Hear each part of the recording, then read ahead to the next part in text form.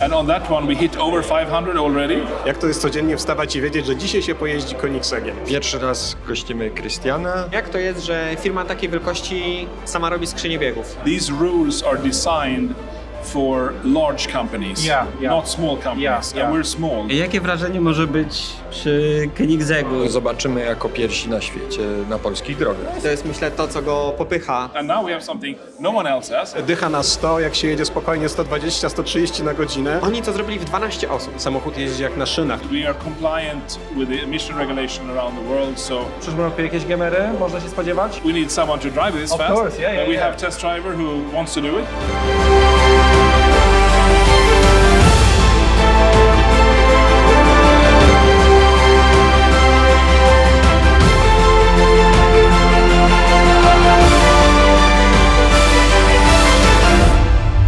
Słuchajcie, mamy Jakuba Pietrzaka, który tutaj jest sprawcą tego całego zamieszania. Jak zwykle Jakub, dzień, który warto zapisać datę w kalendarzu, no bo dzieje się. Pierwszy raz gościmy Christiana w naszych progach, co mnie bardzo cieszy, bo jeszcze nie miał okazji u nas być i ponieważ wtedy jak otwieraliśmy salon, to były czasy COVID-u, więc jakieś tam perypetie były z podróżami, a teraz go mamy, pokazaliśmy mu nasz obiekt, pokażemy mu Katowice, także ja się nim opiekuję do soboty. I zobaczymy, jak mu się spodoba. No, trzymamy kciuki, żeby się spodobało, natomiast jeździłeś Jeską, miałeś okazję? Tak, jeździłem. Na pewno jak będzie jutro możliwość, to się chętnie przejadę po śląskich drogach. No i zobaczymy. Tak naprawdę spotkaliśmy się tu po to, żeby zgromadzić klientów, którzy już zamówili modele Koenigsegga. Jest to jeden z elementów po prostu życia produktu, życia naszego salonu. No, żeby od czasu do czasu się spotykać, rozmawiać i opowiadać, co tam w planach Christian ma i jakie pomysły ma w głowie. I będziemy, myślę, się widzieć jeszcze raz z Christianem, z grupą klientów na jesieni, kiedy będziemy domykać wszystkie konfiguracje, tym razem Gamer, bo produkcja rusza już niebawem i to będzie tak naprawdę samochód, który, jak my przystępowaliśmy do Koenigsegga, to on był wtedy prezentowany, więc od początku do końca my byliśmy odpowiedzialni za sprzedaż tego samochodu. Czyli co, w przyszłym roku jakieś gamery można się spodziewać? Na pewno. Super.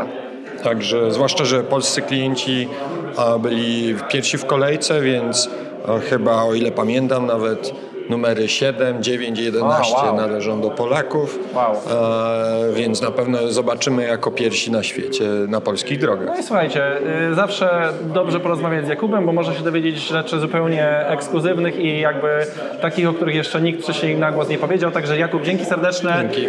Do zobaczenia w następnym odcinku. Błażej, rozmawiałeś długo z kierowcą testowym Koenigsegga. Czego się dowiedziałeś? Może nam coś opowiesz? Właśnie wykorzystałem tą wyjątkową okazję dzisiaj, żeby porozmawiać z człowiekiem, który, można powiedzieć, najeździł się Koenigseggami. Moje przede wszystkim pierwsze pytanie było, jak to jest? Jak to jest codziennie wstawać i wiedzieć, że dzisiaj się pojeździ Koenigseggiem? Powiedział mi ciekawą rzecz, że na co dzień przede wszystkim skupia się na celach, które ma do wykonania. Jak każdy z nas. Wstajemy jest rano. Excel, jest tabelka. Dokładnie, to są Excele, to są cele.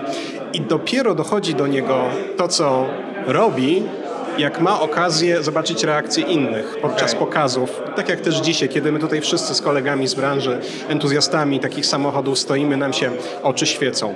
Byłem też bardzo ciekaw o różnicę w prowadzeniu między właśnie wersją Attack a Absolutem. I powiedział mi, że na przykład jest duża różnica przede wszystkim w hamowaniu, wynikająca z tego, że jednak ten ma dużo bardziej rozbudowane tylne skrzydło, zapewniające docisk nie tylko przy wysokich prędkościach, ale też przy hamowaniu.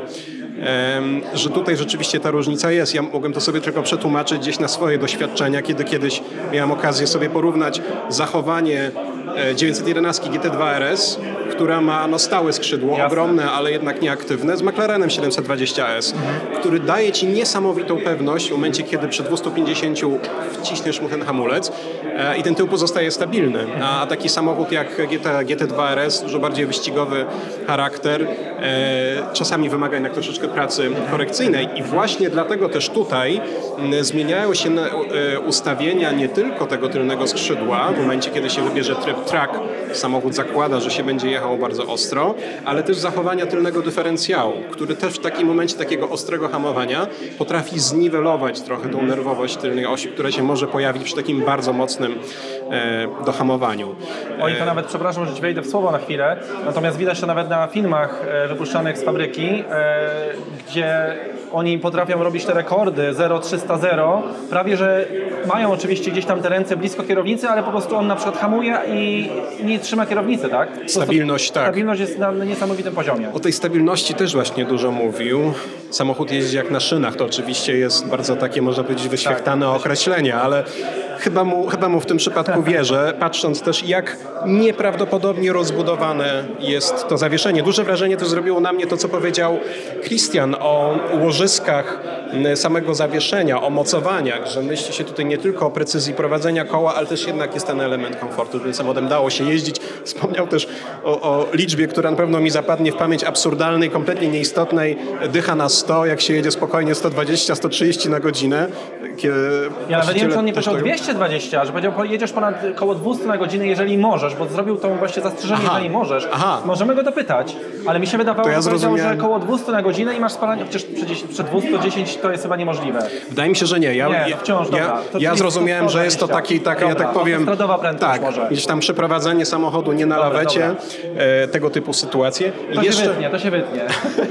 Jeszcze o jednej rzeczy chciałem powiedzieć, o dyferencjale. Wiem, zapytałem się go, które momenty ze swojej pracy wspomina jako takie najbardziej emocjonujące. I wyobrażałem sobie, że nie wiem, może miał okazję jeździć Koenigseggiem na Laguna Seca, może gdzieś na jakiejś innej przepięknej drodze widokowej, ale powiedział, że to były te dwie sytuacje, kiedy udawało im się po jakimś tam okresie próbowania, prób i błędów w końcu znaleźć takie ustawienia samochodu, żeby osiągnąć ten rekord, czy to prędkości, czy przyspieszenia, czyli w momencie, kiedy widzieli rzeczywiście tą liczbę, o którą walczyli na aparaturze pomiarowej.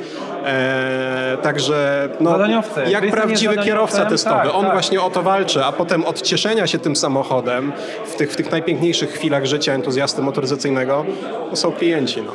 Dzięki serdecznie, Błażej. Dzięki. Jest z nami Mateusz Żuchowski, naczelny Classic Auto. Tak jest. Ale też lubiący samochody nowe i współczesne. Przyszłe klasyki. Samochody o wartości kolekcjonerskiej. Tak to nazywam. Tak jest. Wszystko, co ma potencjał kolekcjonerski, to jest Classic Auto, to jesteśmy my. No i bardzo dobrze. Widzicie, taka definicja się tu przy okazji ukuła. Tak. Mateusz, rozmawiałeś z Christianem von Koenigseggiem całkiem długo, natomiast wiem, że będzie pewnie z tego artykuł. Nie chcę, żebyś mi tutaj zdradzał zbyt dużo, natomiast może jakaś esencja, może jakiś smaczek.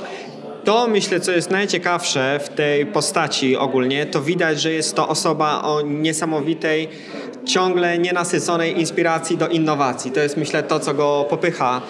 Pytałem się go o to, czy te unikatowe rozwiązania, które są w tych samochodach, to one są zastosowane dlatego, że rzeczywiście jest tym business case, czy to jest coś, co imponuje, co rozumieją klienci, czy on to robi dla siebie.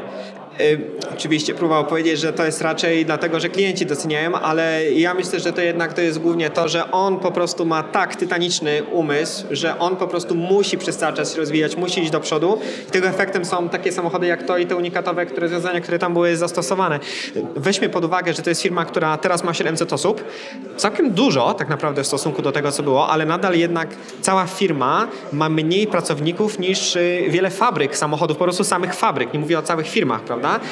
Wejdę tylko w słowo, jak weźmiesz pod uwagę, że wszystko robią in-house'owo, to prawie, że każda osoba jest odpowiedzialna za coś. Tak, pytałem się o to na przykład, że jak to jest, że firma takiej wielkości sama robi skrzynię biegów.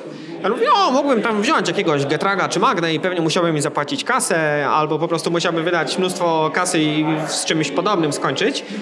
A on mówi, że ta skrzynia biegów, która była zrobiona w tym samochodzie, która ma 9 biegów, ma 7 sprzęgł, że oni to zrobili w 12 osób.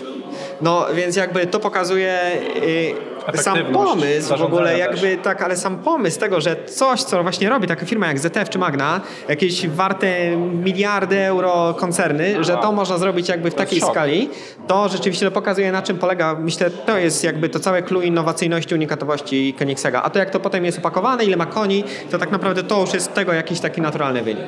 To jest szok, to jest naprawdę świetna informacja. Mateusz, czekamy w takim razie na artykuł, bo jak czerwcowe wydanie. Czerwcowe wydanie, jeszcze zdążymy. Dzięki serdeczne. Dzięki. Cześć Marcin. No jak wrażenia? Jakie wrażenie może być przy Koenigseggu i to topowym? Trochę brak słów. Ja jestem pod ogromnym wrażeniem tego samochodu, ale w ogóle chyba samej marki Koenigsegg. To jest taki benchmark rynkowy dla mnie, dlatego że w tej marce jest dużo inżynierii. To jest coś, co ja lubię. Chyba najwięcej. Ja lubię takie marki i tak jak widziałeś dzisiaj sam, Christian opowiadał bardzo dużo o inżynierii tego samochodu i o rozwiązaniach, a nie o jakichś wartościach dla klientów i to jest właśnie to, co ja w Koenigseggu szalenie lubię. Te patenty wszystkie, które są tutaj w tym aucie, ale w ogóle w Koenigsegach, to jest coś, co jest imponujące po prostu. No i ja uwielbiam tę markę, uwielbiam to, co Christian robi dla swoich klientów. No i ten samochód jest tego absolutnym dowodem. Dzięki. Marcin, nie przeszkadzamy, działaj ze zdjęciami. First question is on the in-house production and development within Koenigsegg. How did it start? Did it start in the very beginning of the company, or it was because you could go like easier way? You could took the easier way. Well, actually, when we were extremely small company, we did a lot of things in-house, but not as much as we do now. We did not make our own brakes, we did not make our own transmission or the engine we bought into from the beginning, modified. But it was kind of a process of going to the normal suppliers to the car industry. We were so small that they were not interested. Okay. So, but we still wanted to do something, and we said, okay, let's try it ourselves. Oh, this worked out quite well. Can they help us? Oh, maybe we're too small. Let's try it ourselves. And try it ourselves. And we actually make it work. And we have the flexibility. This is quite nice. Now we can loop it, and now we have something no one else has. And then you get used to doing it that way. Okay. And then we do it on everything almost. But then we have to be sometimes careful. Does it really make sense to do this in-house? Okay. Maybe we outsource that, you know? Okay. But so we not just automatically do it in-house. Okay. It should be where we can add a lot of value, which has been in many areas so far. So what was the most difficult in that matter? Wow. That's a good question. I think maybe to really have all the electronics up to the highest level. Okay. With OBD, we are compliant with the emission regulation around the world, so we have to create all these control systems for emission, OBD, all of these things. These rules are designed for large companies, not small companies, and we're small. So we had to build a team that could create all of this with less resources than big companies. And that was difficult. But then we got really good at it, and now it's a huge competitive advantage because we can sell these cars worldwide. We comply with California emission regulations. We comply with all around the world. And we can, with the new model, we have the team that we can deploy to do it again and again and again. And this is almost impossible for small cars. So now it pays off that you made some homework when you were not supposed to do that. Exactly. When we had no choice but just had to do it, now it's very helpful. Okay. And the question which is, in the imagination of many, especially young people in the world, the records of the high speed. Are you still planning to make some effort on that? We have the high speed version of this. I know. The Absolute, So and now it's in production. And we have. I saw one during the St. Moritz Concours. Exactly. It was in the snow. It was crazy. So we have started delivering them.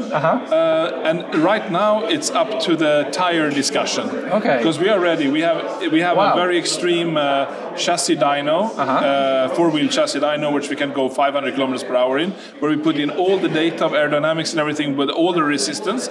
And on that one, we hit over 500 already with a full resistance.